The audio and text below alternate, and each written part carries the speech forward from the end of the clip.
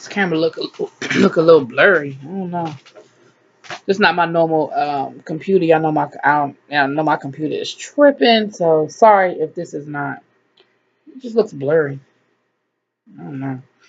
Anyway, this is gonna be your review of Games People Play, season 1, episode 4. I think we're on.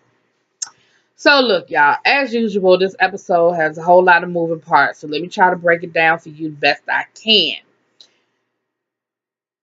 Nia is chasing a story. Ever since she lost Golden Goddess, honey, she's got to get something and something quick. Her and her assistant are running all over LA trying to chase down these stories. They went to the plastic surgeon to try to get some insight. Excuse me, her assistant, he done went to rehab to try to get some insight. And shout out to my girl Tammy Mack. She was the rehab counselor. If you saw the episode, we went to college together. That's my girl doing big things. She was just on Star. She played the auntie for a couple of episodes. So shout out to my girl. I love seeing her out there getting it in. Now, back to the episode. But they chasing this story down. They finally get a story about a rapper that got the same side chick and is about to go down. We'll get to that later on in the episode because they had to get into this party. And lo and behold, who got him in? Well, I guess we're gonna talk about it now. Lo and behold, who got him into the party was Golden Goddess.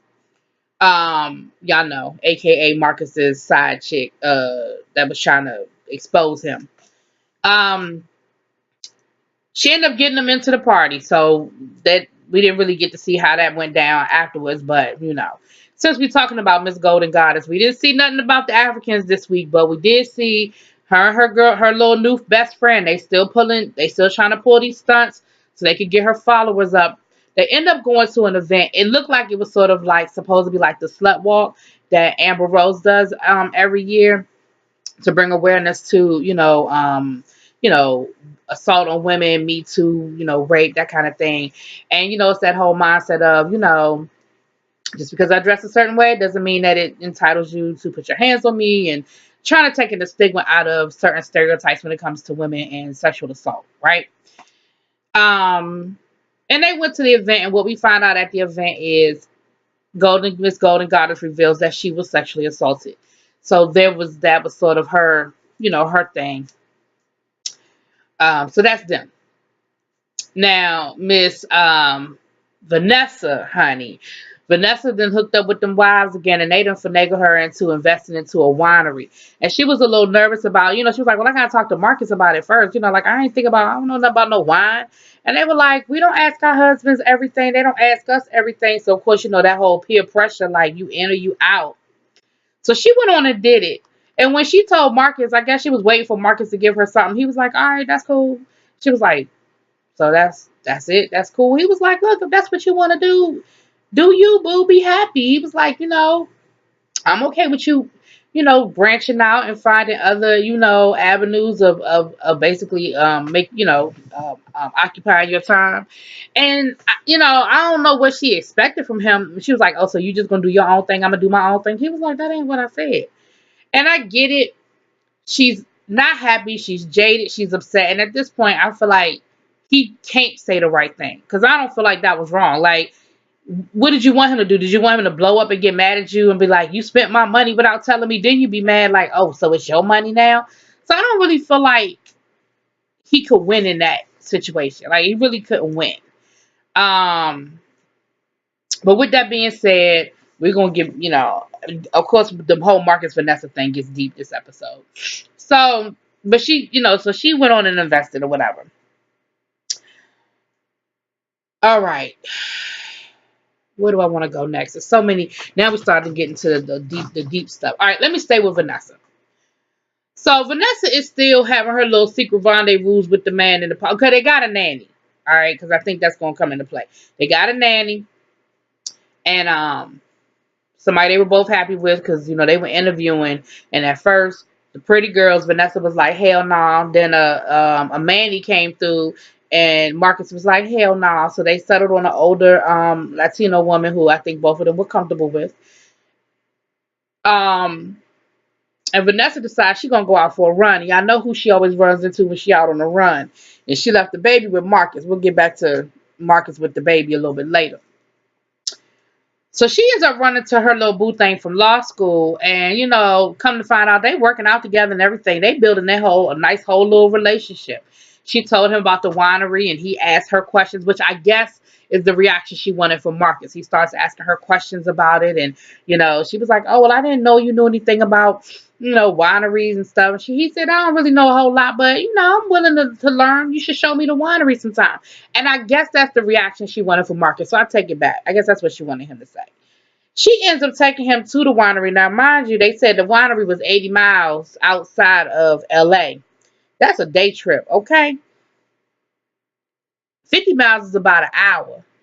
So 80 miles, that means y'all drove an hour and a half, give or take, to this winery to show him.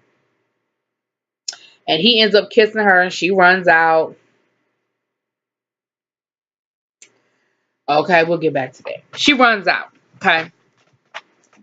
Now Marcus and his best friend Kareem, they out walking the baby, honey, and we get a cameo from Miss Marlo Hampton, a la loving. I mean, who else could say loving hip hop? A la Real Housewives of Atlanta, and Miss Tiny Harris, a la Ti's wife, a la Escape, a la Friend and Family Hustle. The list goes on and on with Miss Tiny. And they do a little cameo, and they all like, "Are you Marcus King? Yeah, we heard you moved into the neighborhood." And Marlo Hampton being Marlo Hampton, honey, she got the goods on display, and she flirting, and she giving it to him good. And they were like, Do you play basketball too?" And he was like, "Nah, I don't play." And Marcus, Marcus tried to. You could tell Marcus always be trying to like hype him up. He was like, "Nah, but he used to though." So of course they flirting, and they get to take a picture. They get Kareem to take the picture, and really ignore him, while they was all up in Marcus's face. Marcus got the baby, honey, because remember, Miss Vanessa left him with the baby because the nanny don't start till tomorrow. But what we realize while this is going on, the police are watching Marcus. Well, while the police are watching Marcus, Nia's friend that she talked to last week is watching Marcus as well, a la watching the police. I guess that's my word of the night, a la. Um, And he goes back and lets Nia know, "Look, the police are watching your boy."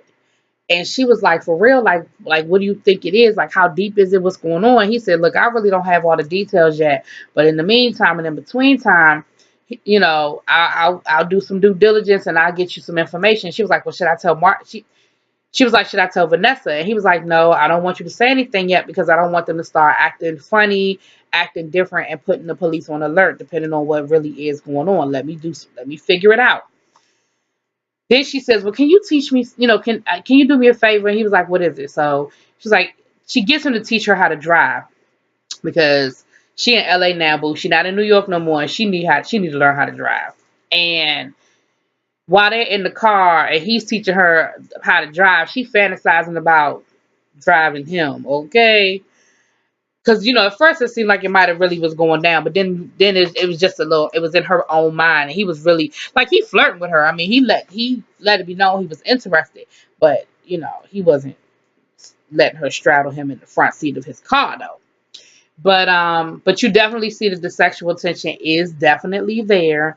So that's gonna be a problem. She didn't do nothing, but her and Vanessa are talking later on in the episode, and she lets Vanessa know, "I want to though," and Vanessa lets her know, "Yeah, me too," and she lets her know that she been meeting up with an old boy. I forget his name, old boy law school boo.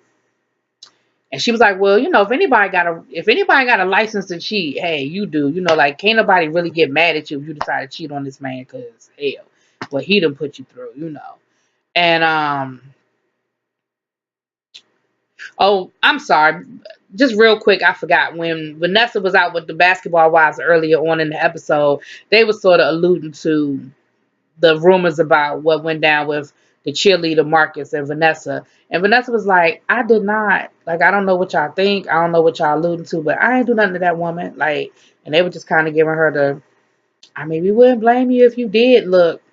But anyway, so Marcus and Kareem. Kareem is really doing his little thing with the neighborhood kids and trying to get into the mentoring thing or whatever. And he told he told Marcus about it. And of course, Marcus was supportive. He was like, that sounds like a good idea. That sounds like something good.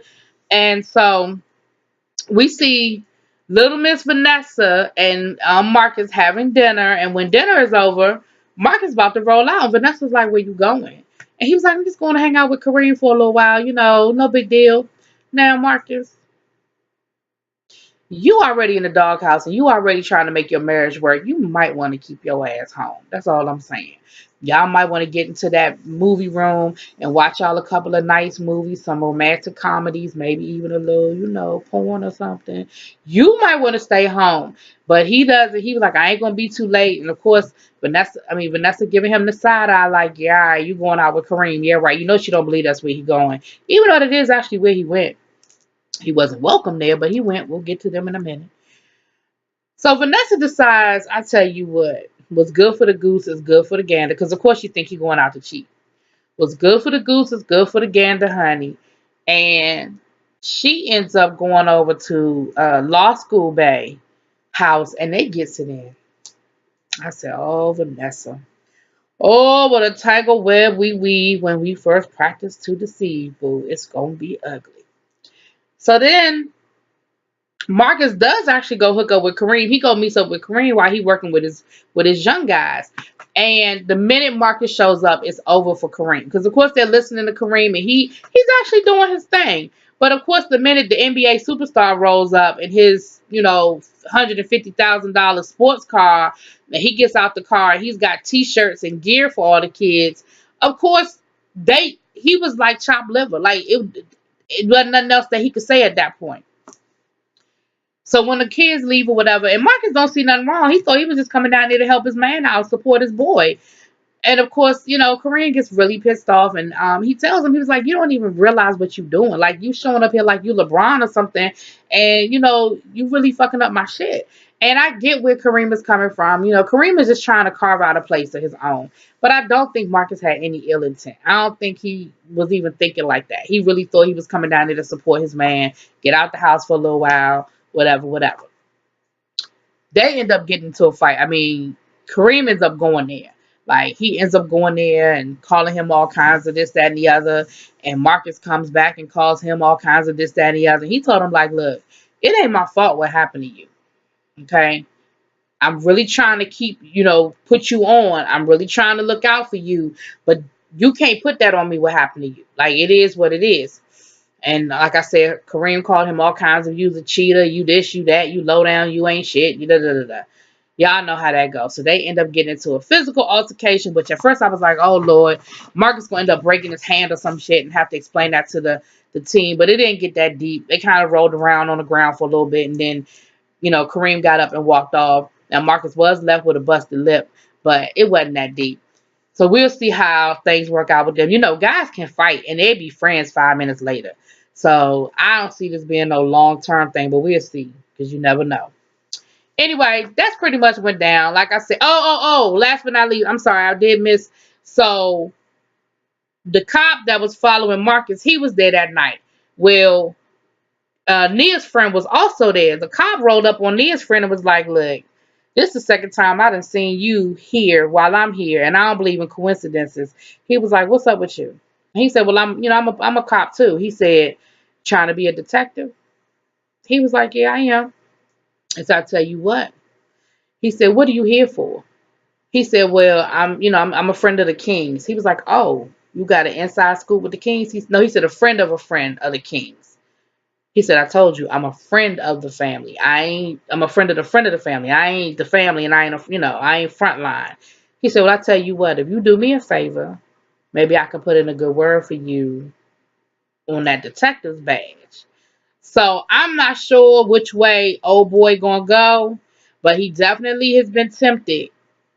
And he really don't owe nothing to Marcus and them. Like, his friend is Nia. He don't really have nothing to do with Marcus and Vanessa. So it'll be interesting to see which way that plays out. So that was pretty much what went down. I almost missed that little piece. That was what went down. We'll see how this goes next week. Y'all let me know what y'all think. Drop it in them comments. Peace.